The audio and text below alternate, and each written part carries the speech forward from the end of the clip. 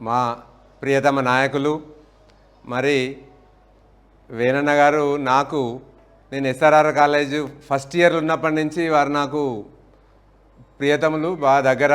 మరి అప్పుడు ఎట్లుండరో ఇప్పటికీ అదే విధంగా చిన్న పెద్ద భేదం లేకుండా ప్రతి ఒక్కరితోటి కలిసిమెలిసి ఉండాలి.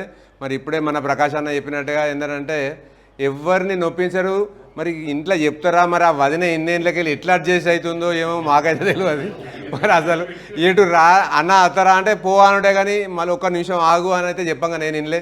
నిజంగా వాస్తవం అది ప్రకాష్ అన్న చెప్పింది, అందరికి తెలిసిందే. అది మరొక్కసారి మేము తెలియజేస్తున్నాను. మరి 65 పుట్టినరోజులు జరుపుకొని 66వ